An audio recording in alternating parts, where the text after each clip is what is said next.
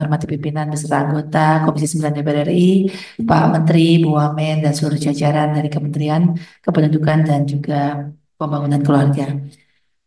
Sudah banyak dijelaskan dan menjadi ilmu baru ya buat saya yang memang baru saja duduk di kursi legislatif, namun tentunya tadi saya sedikit menyimak yang mudah-mudahan tentunya besar harapan apa pengalaman-pengalaman kita semua yang ada di sini bisa memberikan manfaat yang lebih bagi pengendalian penduduk dan juga menciptakan keluarga yang bahagia.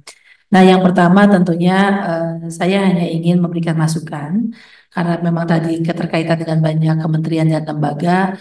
Ketika saya melihat ada capaian indikator intervensi spesifik tentang remaja putri konsumsi TTT, padahal selain kita menyelesaikan masalah stunting yang lama, kita juga akan fokus di pencegahan stunting yang baru, berarti dari mulai remaja, terus juga persiapan kehamilan, ya, dan hamil dan sebagainya, itu juga menjadi lokus utama kita semua untuk kita mitigasi akan terjadi stunting pada kasus yang baru.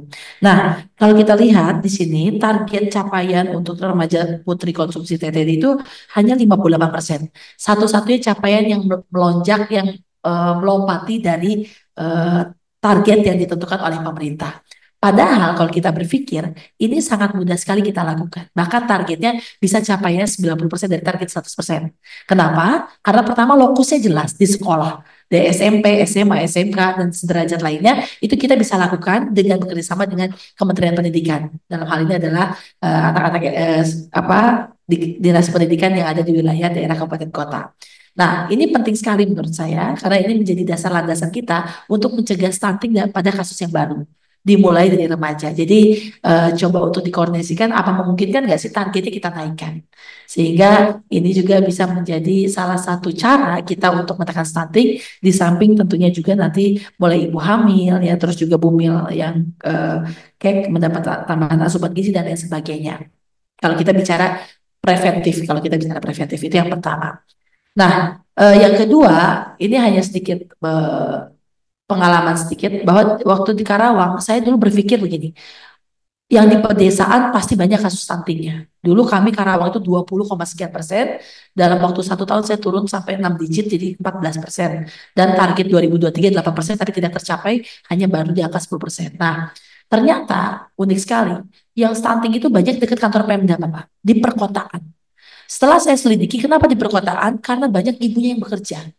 Menitipkanlah anaknya kepada tetangganya, terus ada yang mengasuh dan lain sebagainya. Ini waktu itu menjadi bahan pemikiran saya. Oh ternyata salah saya punya persepsi, salah saya punya analisis. Akhirnya saya intervensilah yang ada di perkotaan untuk penurunan stunting. Termasuk kasus baru. Kasus baru pun justru ada di sekitar industrialisasi. Di kawasan industri. Itu kasus baru saya. Kenapa? Oh ternyata ibu-ibu yang pada bekerja. Mereka nitipkan pada neneknya yang mohon maaf ya mungkin atau pada tetangganya atau orang-orang yang mereka dipercaya. Sehingga gizinya ini tidak teramati dengan baik.